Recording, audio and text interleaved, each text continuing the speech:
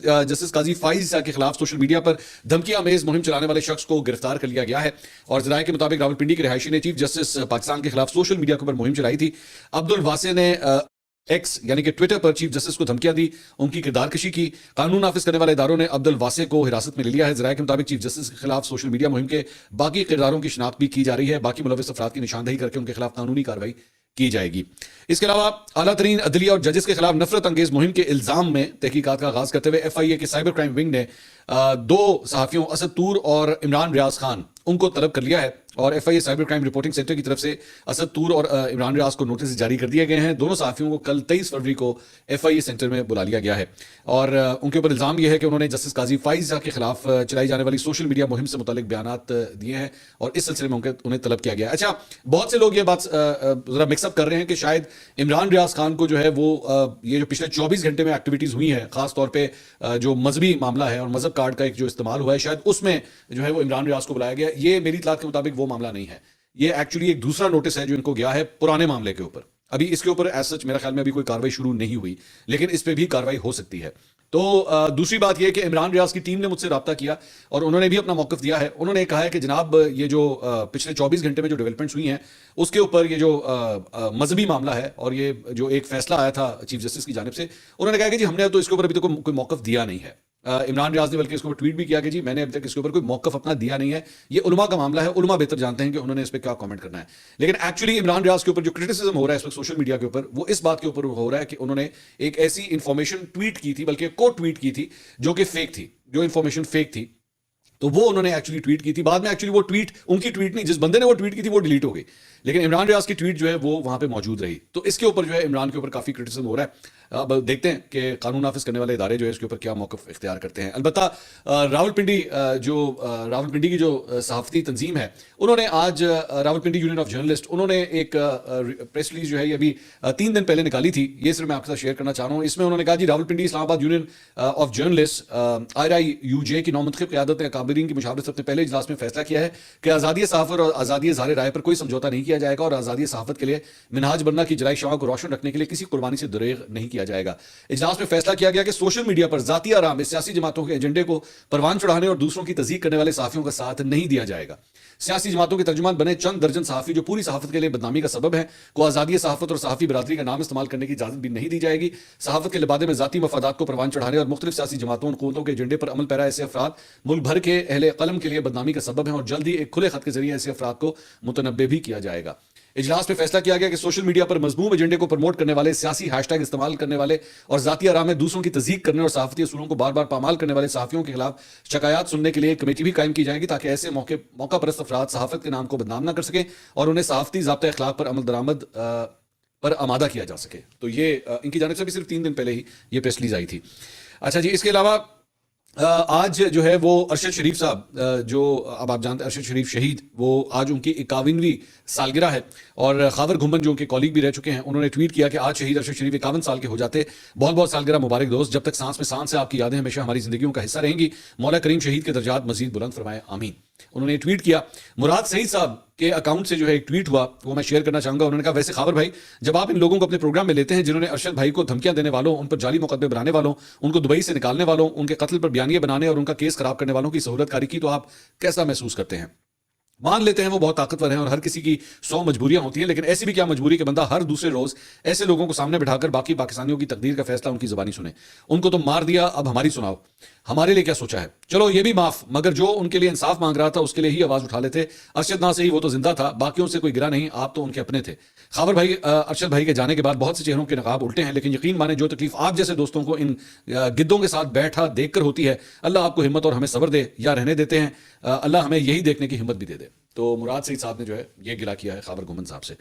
इसके अलावा आज फवाद चौधरी साहब जो है वो अदालत में पेश हुए और जब वो वहां पे पहुंचे तो उनको हाथों में हथकड़ियां लगी हुई थी, तो उनकी बेटी जो है वो आज वो भी आई हुई थी और उन्होंने जाके फवाद चौधरी साहब को गले लगा लिया। फवाद चौधरी साहब ने उनको उठाया और गोद में उठाते हुए अपने साथ अंदर कोर्टरूम की तरफ ले गए। उनकी अहलिया हिबा फवाद चौधरी भी आज वहाँ पे मौजूद थी।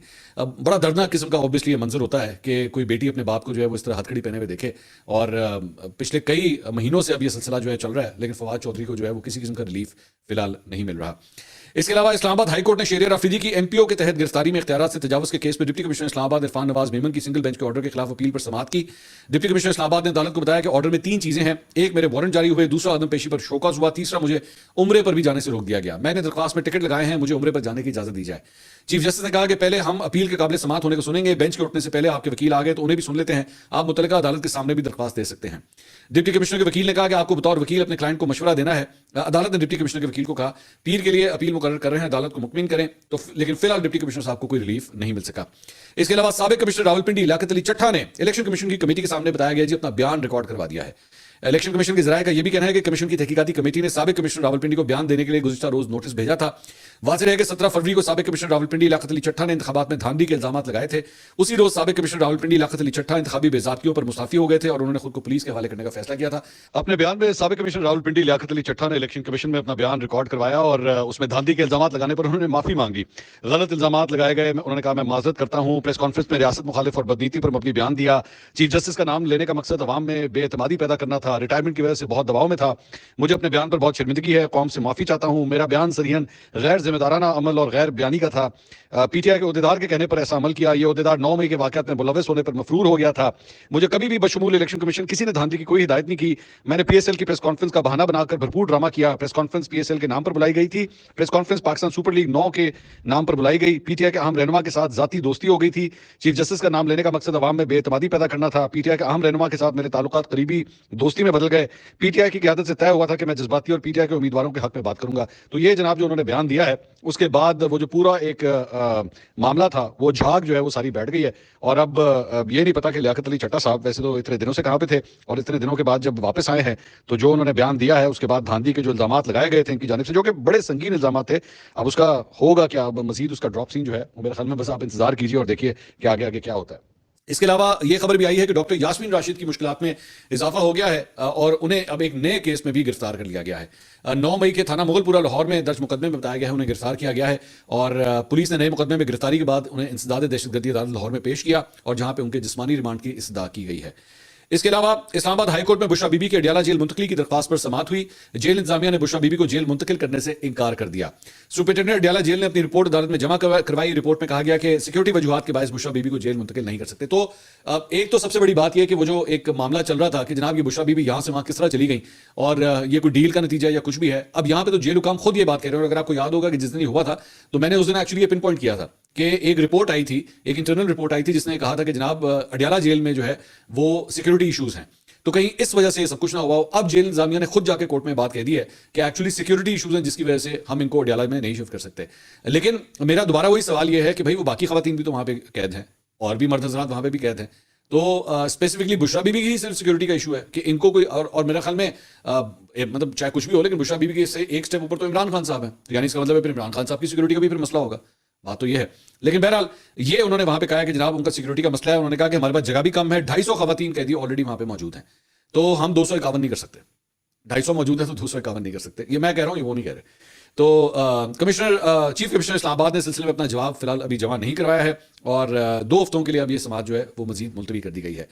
इसके अलावा इमरान खान साहब के वकील नईम पंचोता साहब ने बनी गाला में मीडिया से गुफ्तगू की। उन्होंने कहा बुशरा बीबी को मिर्चों वाला खाना दिया गया जिससे उन्हें तकलीफ हुई। खाने के बाद बुशरा बीबी के गले में छाले पड़ गए। पहले दिन बुशरा बीबी का रोजा था, जो खाना दिया गया उसमें तेज मिर्चें थी। बुशरा बीबी से आधा घंटा मुलाकात हुई। बुशरा बीबी ने बताया कि मिर्चों से उनकी तबीयत खराब हुई। सुबह उठने के बाद उनके गले में छाले थे जिसके बायस वो नाश्ता नहीं कर पाई। बुशरा बीबी का ब्लड प्रेशर चेक करने के लिए मशीन दी गई, वो खराब थी। किसी की जान का मामला सबसे ज्यादा जरूरी है। हाईकोर्ट में दरख्वास्त दी थी जिसका कोई सद्देबाब नहीं हुआ। अडियाला में जगह और सिक्योरिटी खदशात का बहाना बनाया जा रहा है। हाईकोर्ट ने भी मेडिकल रिपोर्ट पर तहफ्फुज़ात का इजहार किया। बुशरा बीबी की जान को शदीद खतरात लाहक है। मुल्क भर में पीटीआई जीत चुकी है। इमरान खान कौम की आज़ादी के लिए खड़े हैं। ये सारी गुफ्तगू उन्होंने की है। इसके अलावा लाहौर की इंसदाद दहशतगर्दी की अदालत में जिना हाउस हमला केस में अलीमा खान और उज़मा खान जो है अबूरी जमानतों के लिए वहां पे पेश हुई। दौरान समाअत इमरान खान की बहनें जो है वहीं पे मौजूद थी। अदालत ने उनकी अबूरी जमानत में 12 मार्च तक की तौसीह कर दी है। एक और जो इस पे रिपोर्ट हुआ वो ये था कि अदालत में पेशी के मौके पर दोनों बहनों से जो है इमरान खान साहब की दोनों बहनों से मुसरत जमशेद चीमा साहिबा वहां पे मिलने के लिए आई, तो पता लगा कि दोनों बहनों ने उनको डांट दिया और हुआ ये कि नुसरत जमशेद चीमा जब वहाँ पे आई तो उन्होंने इन दोनों बहनों को जो है वो रूपोशी के हवाले से जो मुकदमात का सामना था, जेल में जिस तरह टाइम गुजरा, ये सारी तफसीलात उन्होंने वहाँ पे शेयर करना शुरू की। तो अलीमा खान साहिबा जो है उन्होंने उन्हें काफ़ी डांट दिया। उन्होंने कहा कि जब भाई को जरूरत थी तो आप लोग छुपे हुए थे, पार्टी पर मुश्किल वक्त था तो आपने प्रेस कॉन्फ्रेंस की, इमरान खान को जरूरत थी तब आप साथ छोड़ गई, हालांकि इमरान खान के सबसे करीब तरीन आप तस्वुर की जाती थी। आज आप मुझे मजबूरियां सुना रही हैं। सियासतदान तो जेल के बगैर नामुकम्मल तस्वुर किए जाते हैं। और इसके ऊपर नुसरत जमशेद चीमा साहिबा जो है आगे से चुप हो गई, उन्होंने किसी किस्म का कोई जवाब उन्हें नहीं दिया। नुसरत जमशेद चीमा ने बाद में एक्चुअली इसके ऊपर ट्वीट किया। उन्होंने कहा, मेरे लिए इमरान खान साहब, उनकी फैमिली और पीटीआई फैमिली मेरी अपनी फैमिली की तरह है। अलीमा आप और उज़मा आपा ने हमेशा शफकत के साथ मेरे साथ बर्ताव किया और सवाल ही पैदा नहीं होता कि हमारी उनके साथ कोई बदमज़गी हो। एक रिपोर्टर की जानिब से अपनी जाती तलखी का हिसाब बराबर करने के लिए खबर जारी की गई है जो कि बेसरूपा है। यानी उन्होंने डिनाई किया कि ऐसी किसी किस्म की कोई बात नहीं हुई है। इसके अलावा लाहौर की इंसदाद दहशतगर्दी की अदालत ने शेरपा पुल पर जलाओ गिराओ और पुलिस एहलकारों से झगड़े के मुकदमे में जमशेद चीमा और नुसरत जमशेद चीमा की पूरी जमानत में तौसीह कर दी है। अदालत ने आइंदा समाअत पर तफ्तीश की मुकम्मल रिपोर्ट जो है वो मांग ली है और 6 मार्च तक जो है वो दोनों मियां बीवी की पूरी जमानत में तौसीह कर दी गई है। इसके अलावा अलीमा खान साहिबा जो है वो एक और जगह पे आज बहुत गुस्से में थी और ये वीडियो सामने आई है। बेसिकली एक सहाफ़ी ने उनसे सवाल किया कि मैडम, पीटीआई का तो नजरिया ही ये था कि अमेरिका के एंटी और खान साहब अब अमेरिका से मदद मांग रहे हैं, मतलब कि जी आप वो एब्सोल्युटली नॉट और वो सारा अमेरिका कुछ करते रहे और उसके बाद अब आप खुद ही अमेरिका से जो है वो मदद मांग रहे हैं। अलीमा खान साहब इसके ऊपर बहुत गुस्से में आ गई। उन्होंने कहा, बेटा आपने ये काम कब से शुरू किया है? ये माइक पकड़कर खड़े हो गए हैं, लगता है हर बंदा अपने आप को जर्नलिस्ट समझता है। एक माइक पकड़कर आपको कोई शर्म आनी चाहिए। आप छोटे से छोकरे अब आकर यहां खड़े होकर इतनी स्टूपिड बात की और इतने बड़े लीडर की, क्या आपको भी किसी ने सवाल देकर भेजा है? तो बेचारे रिपोर्टर ने कहा, नहीं हमने खुद देखा था, खान साहब ने एब्सोल्युटली नॉट कहा था। अलीमा खान ने कहा, मेरी बात सुनो, तुम इतने बेवकूफ हो, पहले सीख कर तो आओ। सवाल हुआ कि उसने रिपोर्टर ने बेचारे ने कहा, नहीं मैं तो तरदीद मांग रहा हूं। तो अलीमा खान साहब ने कहा, आप बेवकूफ हो, छोटे से छोकरे, और उसके बाद वो आगे चली गई। अच्छा, मेरा यहाँ पे एक अलीमा खान साहबा से एक छोटा सा मेरा सवाल है कि भाई ये जो छोटे छोटे छोकरे हैं ना, ये एक्चुअली सबसे ज्यादा तो आप लोगों ने प्रमोट किए हैं। ऐसे ऐसे छोकरों को आप लोगों ने सहाफी मानना शुरू कर दिया जिनका सहाफत का कोई बैकग्राउंड ही नहीं था, ठीक है, जिनको मैं कहता हूं लौंडे लपाड़े एक्चुअली इजाद करने वाले तो आप लोग हैं। वो बेचारा रिपोर्टर जो है ना, वो एक्चुअली एक टेलीविजन चैनल का रिपोर्टर है और वो आके आपसे एक जेन्युइन सवाल कर रहा था। उसके सवाल में किसी किस्म की कोई प्रॉब्लम नहीं थी। मैं जानता हूं आपको, जाहिर बात है, मीडिया इंटरेक्शंस आपको आते नहीं है और गुस्सा वैसे भी मतलब आपका और आपके भाई का जो एकदम चढ़ जाता है, पारा हाई हो जाता है, but this was no way to talk to a reporter. उसका सवाल बड़ा जेन्युइन था, बल्कि एक्चुअली जिस दिन ये सब कुछ हुआ था और आप लोगों ने जब ये कहा था कि जनाब ये जो रिजल्ट्स आ गए हैं तो अमेरिका, हम खास तौर पे अमेरिका को कहेंगे कि जनाब आप देखें, this is a very genuine question which you need to answer. कि ऐसी कौन सी बात हो गई कि आप अमेरिका से मदद मांगते हैं? एक जगह आप साइफर कहते हैं, दूसरी जगह उसी अमेरिका से जाके आप मदद मांगते हैं। उस लड़के का सवाल बिल्कुल जेन्युइन था। और mind you, one more thing, किसी भी सहाफी को ना आपके सर्टिफिकेट की जरूरत नहीं है। आपके सर्टिफिकेट की कतई तौर पे जरूरत नहीं है कि जनाब मोहतरमा अलीमा खान साहिबा जब सर्टिफिकेट देंगे तो बंदा सहाफी बनेगा, वरना बंदा सहाफी नहीं है। ये यंग लड़के हैं, ये इनके अंदर जोश और जज्बा है, या और उसका सवाल बिल्कुल जेन्युइन था। ये जी तुम कहां से आ गए, ये क्या बेवकूफों वाला सवाल है? सवाल है, आपने जवाब नहीं देना, आप नो कमेंट करो, आगे चलें। आप how can you actually comment on a journalist like that? आपने कभी ये इतनी जरूरत दिखाई है कि अपने लौटे लपाड़ों के वाले से सवाल करें कि तुम लोगों के क्या जर्नलिस्टिक बैकग्राउंड है? कितना को तुम लोगों ने साफन में काम किया? तुम में से मैं तो 2-4 ऐसे यार निकाल के आप लोगों के सामने जो हमेशा इमरान खान साहब के आगे पीछे घूमते थे ना, मैं इनका बैकग्राउंड आपको निकाल के दूं। इन लोगों ने तो न्यूज रूम में कभी काम नहीं किया हुआ। इन लोगों ने तो न्यूज रूम में इनको कोई घास नीट कभी डालता था और ये बैठ के जो आज बड़े बड़े यूट्यूबर्स बन गए और उसके बाद आपकी बैठ के तरवीज करना शुरू कर दी, इमरान खान करते करते तो वो लोग यहां पे पहुंचे। बड़ी बड़ी गाड़ियां ले ली, मोटरसाइकिलों के अंदर बैठ के सफर करते थे, आज उन्होंने बड़ी बड़ी गाड़ियां ले ली, घर ले लिए। सबका बैकग्राउंड पता है। अगर हिम्मत हुई तो आइए किसी दिन मेरे पास बैठिएगा, मैं एक एक करके मेरे सामने नाम लेना शुरू कीजिएगा, सबका चट्टा पट्टा खोल के रख दूंगा मैं आपको। But don't you dare talk to a journalist like that. And I don't care आप पाकिस्तान तहरीक इंसाफ से हो, नून लीग से हो, कोई भी हो, सहाफी से कभी बदतमीजी मत कीजिएगा। इसके अलावा एक और खबर जनाब जो आई है वो ये है कि पाकिस्तान तहरीक इंसाफ ने अपने इंटर पार्टी इलेक्शन का स्केड्यूल जो है वो जारी कर दिया है और इंटर पार्टी इंतखाबात जो है के कागजात नामजदगी 23 और 24 फरवरी को जमा कराएंगे और उसकी स्क्रूटनी जो है वो 25 फरवरी को होगी। उस पर फैसला जो है वो 27 फरवरी तक होगा। और खबर मैं आपको कल रात को ही दे चुका हुआ था अपनी, बल्कि कल अपनी आखिरी वीडियो में, कि 3 मार्च को जो है वो इंटर पार्टी इलेक्शन हो रहे हैं। लेकिन उसके बाद बैरिस्टर गौहर और अली जफर ये दोनों आज बाहर आए, मीडिया से उन्होंने गुफ्तगू की। उन्होंने कहा कि जनाब इमरान खान साहब की हिदायत के मुताबिक अब जो नए चेयरमैन के लिए नामजद हुए हैं वो बैरिस्टर गौहर नहीं है बल्कि बैरिस्टर अली जफर हैं। उनको अब इस पर नॉमिनेट किया गया है कि वो जो है वो ये जिम्मेदारी निभाएंगे। इंटरेस्टिंग बात यह है कि मेरे ख्याल में क्यों ये फैसला लिया गया, this is just a hunch. मुझे लगता है ये फैसला इसलिए लिया गया है कि सुप्रीम कोर्ट के अंदर बैरिस्टर गौहर को जो है वो हार्डली सुना जा रहा था। बार बार वो जो बल्ले के निशान वाला केस था उसके अंदर बैरिस्टर गौहर जब बात भी करना चाह रहे थे तो चीफ जस्टिस उन्हें कहते थे कि जी अली जफर साहब की हम सुनेंगे। तो मुझे लगता है शायद इस वजह से अब इस मरतबा उनको ये उहदा दिया गया है कि यार इनकी सुप्रीम कोर्ट में चल जाती है। मैं ये हंच है मेरा, मैं खबर नहीं दे रहा, मुझे लग रहा है कि ये हंच है मेरा। इसके अलावा जनाब कल सुबह 10 बजे जो है वो वो होगा पंजाब असेंबली का जो है वो सेशन बुला लिया गया है। गवर्नर पंजाब ने इस सिलसिले में सिग्नेचर्स कर दिए हैं और पंजाब असेंबली के जो मेंबर्स हैं वो जाके पंजाब असेंबली में हलफ लेंगे और उसके अंदर ये पाकिस्तान तहरीक इंसाफ के जो आज़ाद उम्मीदवार हैं उन्हें हिदायत दी गई है कि वो इस मौके के ऊपर पुरअमन एहतजाज करें। इस मौके के ऊपर तो हम कल सुबह जो है वो कुछ फायरवर्क्स देख सकते हैं पंजाब असेंबली के अंदर। और पंजाब असेंबली से रिलेटेड एक और खबर ये भी आई है कि अभी तक की इतलात के मुताबिक मरियम औरंगजेब जो है वो इस मरतबा विफाक में नहीं बल्कि पंजाब असेंबली जा रही हैं। ज़हन में रखिएगा इनके पेपर्स जो हैं वो इनकी जो खवातीन की लिस्टें थी मुस्लिम लीग नून की, दोनों जगहों पर इनका नाम जो है वो डाला गया था, कौमी असेंबली के लिए भी और पंजाब असेंबली के लिए भी। तो अब मेरे ख्याल में चूंकि मरियम नवाज जो है वो यहाँ पे आ रही हैं पंजाब में, तो इसीलिए मरियम औरंगजेब भी जो है वो पंजाब में आ रही हैं और मोस्ट प्रॉब्ली यही कहा जा रहा है, मतलब जो सियासी हल्के हैं वो यही कह रहे हैं कि मोस्ट प्रॉब्ली इन्हें ही वजारत इत्तलात का पोर्टफोलियो जो है वो दिया जाएगा।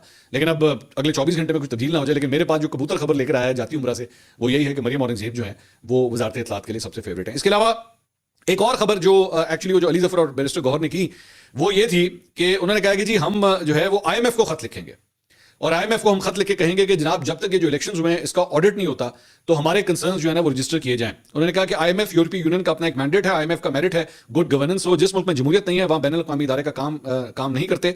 पाकिस्तान में पूरी दुनिया ने देखा कि लोगों का वोट चोरी हुआ, ये चोरी के मैंडेट पर जमहूरियत नहीं चल सकती। जब फंडिंग इदारे देखते हैं जमहूरियत नहीं तो वो कर्ज नहीं देते। हमारा खत IMF को जाएगा। अगर IMF ने कोई बातचीत करनी है तो सबसे पहले इंतखाबात में धांधली का ऑडिट कराए, जहां जहां ऑडिट में धांधली साबित हो उसको खत्म किया जाए, इसके बाद IMF बात करे। IMF के साथ जो मुआहदा होगा वो हमने धांधली के खिलाफ ऑडिट से मशरूत कर दिया है। पहले भी IMF को कहा था कि फ्री एंड फेयर इलेक्शन हो। अच्छा, इससे पहले भी पाकिस्तान तहरीक इंसाफ के ऊपर तनकीद हो चुकी है जब बेसिकली जो दो फाइनेंस मिनिस्टर्स थे पाकिस्तान तहरीक इंसाफ के दौर में, उन्हें यह कहा गया था, मोहसिन लगारी जो पंजाब के उस वक्त फाइनेंस मिनिस्टर थे और तैमूर झगड़ा जो KPK के फाइनेंस मिनिस्टर्स थे, इनको उस वक्त के फाइनेंस मिनिस्टर शौकत तरीन ने कहा था कि जनाब आप दोनों जो है वो IMF को जो है वो खत लिखें और उनसे कहें जी पाकिस्तान की जो किस्त है उसको आप रोक लें। तो ये उसका पार्ट 2 मेरे ख्याल में प्ले होने लगा है कि जनाब आप ये जो हुकूमत आएगी ना आप इससे बातचीत ना कीजिएगा। मुझे नहीं समझ आ रही कि क्या ये कोई वाइज मूव है या नहीं है, क्योंकि IMF से जो पैसा आना है वो कोई मुस्लिम लीग नून के लिए नहीं है, वो पाकिस्तान के लिए है। और अगर वो नहीं आता तो पूरा का पूरा सिस्टम जो है खुदा न खास्ता कोलैप्स भी कर सकता है। तो ऐसे मौके के ऊपर ठीक है, मैं ये नहीं कह रहा कि आपके कंसर्न्स जेन्युइन नहीं है। मेरे ख्याल में पाकिस्तान तहरीक इंसाफ के कंसर्न्स बिल्कुल जेन्युइन है, लेकिन उसके लिए ये तरीकाकार इस्तेमाल करना मेरे ख्याल में this is a bit out of the way, ये काम नहीं करना चाहिए था।